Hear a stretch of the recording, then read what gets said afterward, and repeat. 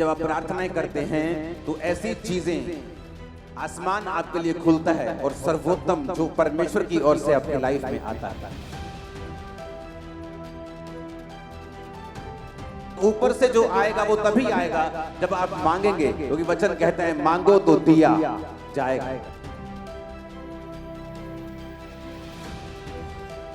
Bible कहती है जो सुख यहोवा देता है उसके साथ वो दुख नहीं मिलाता।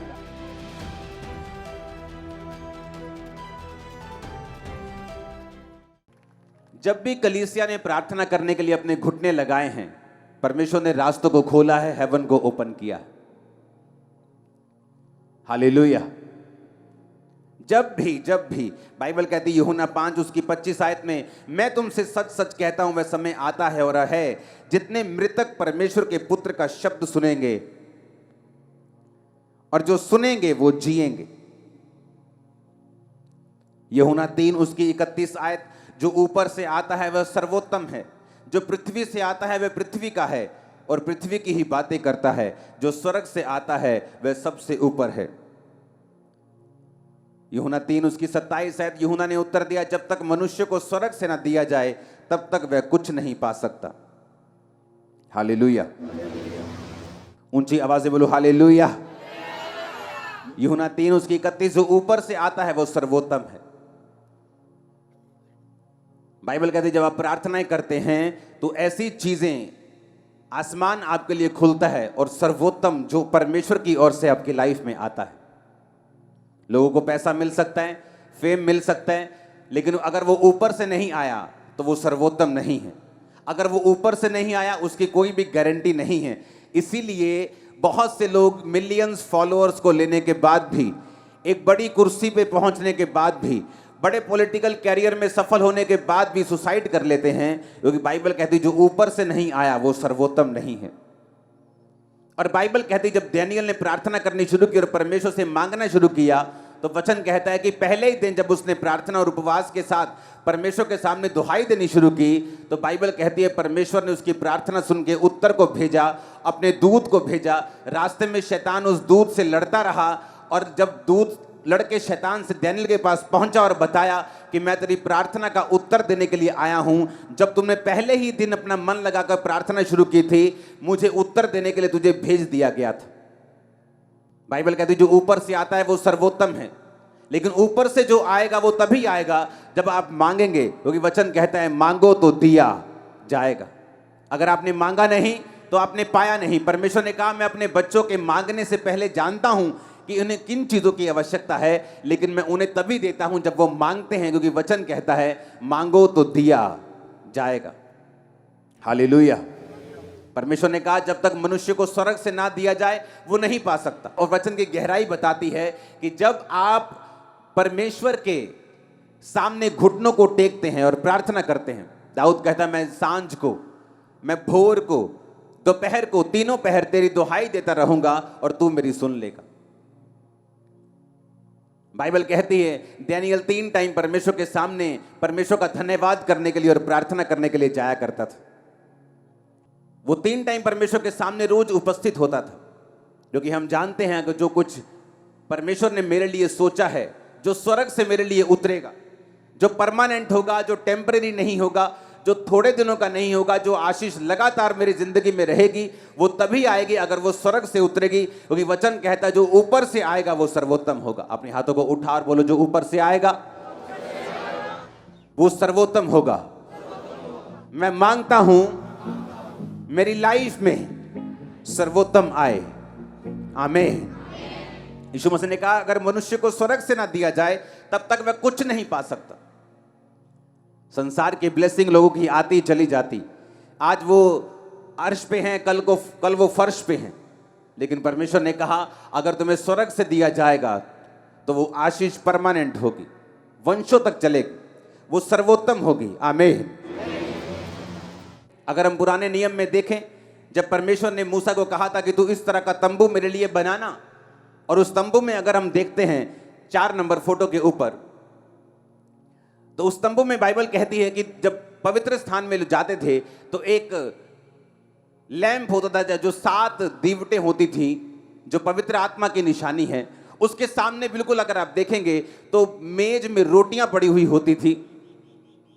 बाइबल कहती है जो लैंप है, जो पवित्र आत्मा की निशानी है, रोमियो 8 उसकी 26 और 27 में लिखा, इसी रीति से आत्मा भी हमारी दुर्बलता में सहायता करता है, क्योंकि हम नहीं जानते प्रार्थना किस रीति से करनी चाहिए, परंतु आत्मा आप ही ऐसी आहें भरकर जो बयान से बाहर है हमारे लिए विनती करता है। और मनों का जांचने वाला जानता है कि आत्मा की मनसा क्या है, क्योंकि वह पवित्र लोगों के लिए परमेश्वर की इच्छा के अनुसार विनती करता है।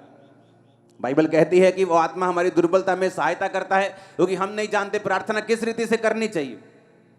पवित्र स्थान में जब मूसा को परमेश्वर ने दिखाया कि एक लैंप रखना, एक ही टुकड़े से उसे बनाना और 7 दीवटे बनाना, जिसका मतलब है पवित्र आत्मा की प्रेजेंस। एक विश्वासी जब पवित्र आत्मा में होकर प्रार्थना करता है, बाइबल कहती है वो नहीं जानता प्रार्थना किस रीति से करनी चाहिए। इस तरह लोग बोलते हैं मैं प्रार्थना में क्या बोलूंगा, मुझे प्रार्थना करनी नहीं आती। लेकिन बाइबल कहती है जब पवित्र आत्मा आप ग्रहण करते हैं, जो कि आपको पापों की क्षमा के साथ प्राप्त होता है, आप खुदावन से पापों की क्षमा को मांगते हैं, यीशु के लहू को मांगते हैं, आप पाप छोड़ते हैं, अपने जीवन में एक ही परमेश्वर यीशु मसीह को ग्रहण करते हैं, उसके पीछे चलना शुरू करते हैं, उसके वचन को मानना शुरू करते हैं। बाइबल कहती है पवित्र आत्मा आपके अंदर आता है, परमेश्वर आपको पवित्र आत्मा से भरता है, और जब पवित्र आत्मा से वो आपको भरता है तो बाइबल कहती है जब आप प्रार्थना करना नहीं जानते, क्योंकि मनुष्य जब भी प्रार्थना करेगा बक बक के अलावा कुछ नहीं करेगा। क्योंकि बाइबल कहती है परमेश्वर ने कहा अन्य जातियों की तरह प्रार्थना में बक बक मत करो, क्योंकि उन्हें लगता है कि जब वो बहुत बोलेंगे, अलग अलग तरह से बोलेंगे तो उनकी सुनी जाएगी। परमेश्वर ने कहा अन्य जातियों की तरह प्रार्थना में बक बक ना करो, पर पवित्र आत्मा जब तुम्हारे अंदर होगा वो तुम्हें प्रार्थना करने को सिखाएगा। हालेलुया। क्योंकि तुम नहीं जानते प्रार्थना किस रीति से करनी चाहिए। आप नहीं जानते आप 365 दिनों के लिए क्यों इकट्ठा हुए। मैं भी नहीं जानता पूरी रीति के साथ, लेकिन मैं जानता हूं ये परमेश्वर ने कहा है, और जैसे ही आप इकट्ठा होना शुरू हुए हैं परमेश्वर ने काम करना शुरू किया है। अब परमेश्वर ने क्यों वो फोटो में दिखाया है कि वो पवित्र आत्मा उस लैंप को उसी जगह क्यों रखा जहां रोटी पड़ी है। ये विश्वासियों के लिए एक मैसेज है। अगर आपकी लाइफ में पवित्र आत्मा नहीं है तो आप नहीं जानते प्रार्थना किस रीति से करनी चाहिए, और अगर आपको पवित्र आत्मा के द्वारा प्रार्थना नहीं करते, आप नहीं पा सकते जो ऊपर से आता है। आप धरती की आशीषें पा सकते हैं, लेकिन वो परमेश्वर की ओर से अगर नहीं है, वो टेम्परेरी है, थोड़ी देर के लिए है। बाइबल कहती है जो सुख यहोवा देता है उसके साथ वो दुख नहीं मिलाता। अगर वो आपको पैसा देगा उसको भोगने की शक्ति भी देगा, अगर आपको वो शरीर देगा वो पैसा भी देगा, अगर पैसा देगा तो आपको बीमारियां नहीं देगा कि आप उसका आनंद मान सकें, अपने बच्चों के साथ फैमिली के साथ रह सकें, वो आपको बरकत देगा। और बाइबल कहती है जो ऊपर से आता है वो सर्वोत्तम है। और अगर ऊपर से कोई ब्लेसिंग चाहिए तो आपको प्रार्थना करनी आनी चाहिए। अगर प्रार्थना आनी आपको सीखनी है तो बाइबल कहती तुम अपनी मर्जी से प्रार्थना नहीं कर सकते, पवित्र आत्मा तुमको सिखाता है प्रार्थना किस रीति से करनी चाहिए। आमीन। कई बार आप प्रार्थना करने के लिए बैठते हैं, आपको रोना आता है। कई बार आप प्रार्थना करने के लिए बैठते हैं, आपको जोश आता है। आप प्रार्थना करने के लिए बैठते हैं, कई बार आपका दिल करता है वर्शिप सुने, आनंद से। ये सब पवित्र आत्मा के कार्य हैं। आमीन। पवित्र आत्मा आपकी लाइफ में करता क्या है? यीशु मसीह ने कहा जब शैतान ने उसे परखा, मत्ती 4 उसकी 3-4, परखने वाले ने जब पास आकर यीशु से कहा यदि तू परमेश्वर का बेटा है तो कह दे ये पत्थर रोटियां बन जाएं। यीशु ने कहा लिखा है मनुष्य केवल रोटी से नहीं परंतु हर एक वचन से जो परमेश्वर के मुंह से निकलता है जीवित रहेगा। परमेश्वर ने कहा हर एक वचन जो परमेश्वर के मुंह से निकलता है वो जीवित रहेगा। अगर इस वचन को हम यूनानी भाषा में पढ़ें, जो शब्द लिखा गया वचन, 2 तरह का वचन है, एक है लोगोस, एक है रेमा। लोगोस यानी जो बाइबल में लिखा हुआ है, लिखा हुआ वचन जिसे लोगोस बोलते हैं, और रेमा वचन जो खास आपके लिए किसी खास परिस्थिति में, आपकी जिंदगी के किसी खास टाइम पर परमेश्वर देता है, उसे रेमा वचन कहते हैं। जीसस ने कहा अगर तुम्हें जिंदा रहना है तो तुम्हें परमेश्वर के मुंह से निकला वचन, ये वचन लोगोस की बात नहीं हो रही। जब यूनानी भाषा में इस जगह वचन की ट्रांसलेशन को पढ़ते हैं तो उस जगह लिखा है रेमा। कि तुम अगर जिंदा रहना चाहते हो तो तुम्हें परमेश्वर से रेमा वचन चाहिए। हालेलुया। बाइबल कहती है जब पतरस परमेश्वर के सामने था और परमेश्वर पानी पे चल रहे थे, तो पतरस ने ऐसा नहीं कहा कि मैं तेरे पास पानी पे चल के आ रहा हूं, मैं जिस तरह इजराइलियों ने समुद्र दो भाग करके बीच से चल पड़े थे, मैं भी तेरे पास आ रहा हूं। उसने ऐसा नहीं कहा। उसने कहा परमेश्वर अगर तू आज्ञा देगा, अगर तू आज्ञा देगी पानी पे चल के आ तो मैं आऊंगा। उसने रेमा वचन मांगा परमेश्वर से, और परमेश्वर ने कहा पतरस आ जा। कोई भी चेला पानी पे नहीं चला पतरस के अलावा, क्योंकि परमेश्वर ने उसको रेमा वचन, यानी वो वचन जो उसकी जिंदगी में खास परमेश्वर ने दिया था। हालेलुया। आपके घर में गेहूं है कि नहीं? है कि नहीं? क्या उसको खा सकते, भूख मिटा सकते? क्या वो अन्न नहीं है? क्या वो अन्न है कि नहीं? क्या फिर भी उसको खा सकते हैं? क्या नहीं खा सकते। उसका आटा बनाना पड़ेगा, उसको खाने योग्य करना पड़ेगा, तभी उसको खा सकते हैं। जो परमेश्वर का लिखा हुआ वचन है वो गेहूं की तरह है, और जो परमेश्वर का रेमा वचन है वो पिसे हुए गुथे हुए आटे की तरह, जिसकी सिर्फ रोटियां बननी है। आमीन। है तो वो भी वचन ही, लेकिन आपकी लाइफ में अभी पर्सनल नहीं हुआ, क्योंकि आपने अभी लिखा हुआ जो वचन है उसको पढ़ा नहीं है। आप परमेश्वर की प्रेजेंस में बैठे नहीं हैं। आपने पवित्र आत्मा के साथ समय नहीं बताया कि वो लिखे हुए वचन को आपकी जिंदगी में जीवित कर दे। एक व्यक्ति बीमार हो सकता है चर्च में, और उसे मालूम है कि जीसस क्राइस्ट के कोड़े खाने से मैं चंगा हो चुका हूं, लेकिन कभी प्रार्थना में नहीं बैठा। लेकिन जैसे ही वो प्रार्थना में बैठेगा, इस वचन को पढ़ेगा, इस वचन को रियलाइज करेगा कि जीसस ने मेरे लिए कोड़े खाए हैं, वो इस वचन के विषय में प्रार्थना करेगा, तो हो सकता है ये वचन पवित्र आत्मा एक दिन उसके जिंदगी में जीवित कर दे।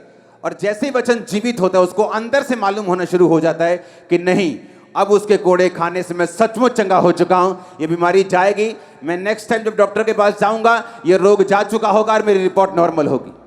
मैं उस वचन की बात कर रहा हूं। आमीन। लेकिन ये प्रैक्टिकल चीजें हैं। जब आप परमेश्वर की प्रेजेंस में बैठते हैं, पवित्र आत्मा की मदद को मांगते हैं, तो वो आपकी लाइफ में आपको देता है। कितने इस बात को समझ रहे हैं? इसलिए उसने कहा हर एक वचन से जो प्रभु के मुख से निकलेगा तुम जीवित रहोगे। हर एक उस रेमा वचन से। मेरी लाइफ में रेमा वचन अलग है जो परमेश्वर ने मुझे दिया। मेरी लाइफ के अलग अलग संघर्ष के दिनों में परमेश्वर ने मुझे रेमा वचन दिया। संघर्ष से निकल गया तब भी रेमा वचन दिया, आगे बढ़ने के लिए, चर्च को एक नेक्स्ट लेवल पे लेके जाने के लिए। अब भी वो मुझको रेमा वचन देता है एक नेक्स्ट लेवल पे जाने के लिए और आगे बढ़ने के लिए। वो आपको रोज रोज, हर महीने, हर 15 दिन में, हर 6 महीने वो आपको रेमा वचन देता है। वो आपके बिजनेस के लिए हो सकता है, आपके फैमिली के लिए हो सकता है, वो आपके परिवार के लिए हो सकता है, आपके शरीर के लिए हो सकता है, आपकी सेवकाई के लिए हो सकता है। जो कुछ परमेश्वर ने आपके लिए सोचा है, जो सर्वोत्तम है, जो स्वर्ग में आपके लिए रखा हुआ है, उसको नीचे धरती पर प्रैक्टिकल लाने के लिए आपको पवित्र आत्मा के साथ संगति करनी पड़ेगी। आपको वचन पढ़ना पड़ेगा, और आपको वचन पढ़ते हुए यह ध्यान रखना पड़ेगा कि वो पवित्र आत्मा जो आपके अंदर है उस वचन को एक दिन जिंदा कर देगा। जो कच्चा अन्न आपके पास है उसको एक दिन पका देगा, और उससे आप अपनी भूख को मिटाएंगे। और आप ही नहीं, आपका परिवार भी अपनी भूख को मिटाएगा। आमीन। ऊंचे वाला चाहिए चर्च। हालेलुया। इसलिए वचन में लिखा कि तुम नहीं जानते प्रार्थना किस रीति से करनी चाहिए। पवित्र आत्मा तुम्हें प्रार्थना करना सिखाता है। आमीन, आमीन। आप वचन पढ़ते हैं, आप वचन पढ़ते जाते हैं। अगर पवित्र आत्मा आपके अंदर है तो एक दिन उस वचन को वो जागृत कर देगा आपकी लाइफ में। और जैसे ही वो वचन जीवित हो जाएगा, जैसे ही परमेश्वर का आत्मा जस्ट एक नैनो सेकंड में, आंख छपकने के टाइम में ही वो आपके साथ बात करेगा। और जैसे ही वो आपके साथ बात करेगा, आपको मालूम होगा मेरा हल हो चुका है। अब मुझे सिर्फ परमेश्वर की इस इंस्ट्रक्शन को फॉलो करना है, परमेश्वर के इस वचन को मानना है और आगे बढ़ना है। आमीन। बाइबल कहती है कि पवित्र आत्मा जिसका नाम ही पवित्र है, क्या आपको लगता है वो गंदी जगह में बैठेगा? उन जिंदगियों में बैठेगा जहां गंदगी है, जहां परमेश्वर के वचन के अनुसार वो नहीं चला जाता? आपको लगता है पवित्र आत्मा उन जगहों पे होगा? जब पवित्र आत्मा उन जगहों पे है ही नहीं, जब पवित्र आत्मा लाइफ में है ही नहीं, जिनकी लाइफ में नशे हैं, जिनकी लाइफ में माफी नहीं है, जो माफ करना नहीं जानते, जो अलग अलग तरह के पापों में फंसे हैं, वो पवित्र आत्मा उनके पास अगर है ही नहीं तो वो क्या जिलाएगा, वो क्या दिलवाएगा जो ऊपर का है, वो सर्वोत्तम कैसे पाएंगे। एक जानवर भी पूंछ मार के सफाई में साफ जगह में बैठता है, तो पवित्र आत्मा जो है ही पवित्र, उसे आपका जीवन पवित्रताई में चाहिए, आपके अंदर आने के लिए, आपके साथ काम करने के लिए। वो उन हाथों को इस्तेमाल नहीं कर सकता जो चोरी के दागों से लिपड़े पड़े हैं, गंदे हुए पड़े हैं। वो उन पैरों के साथ नहीं चल सकता जो हर वक्त वेश्याओं के घरों की ओर जाते हैं, क्योंकि पवित्र आत्मा ही है जो आपको सिखाता है कि प्रार्थना भी कैसे करनी है।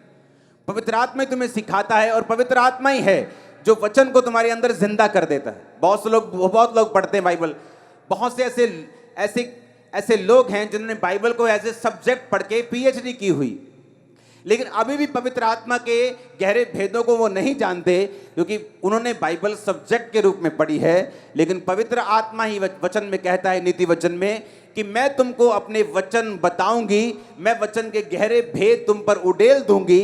वो कौन कह रहा है? वो परमेश्वर की आत्मा आपसे कह रही है। हालेलुया। परमेश्वर का आत्मा अगर आपके अंदर होगा, आपको प्रार्थना करनी आ जाएगी। अगर परमेश्वर का आत्मा आपके अंदर होगा, जब आप वचन को पढ़ेंगे, उस वचन को वो जिंदा कर देगा, आपके लिए रेमा वचन बना देगा। और जीसस ने कहा, अगर तुम्हारे पास रेमा वचन नहीं है, तुम जिंदा नहीं रह सकते।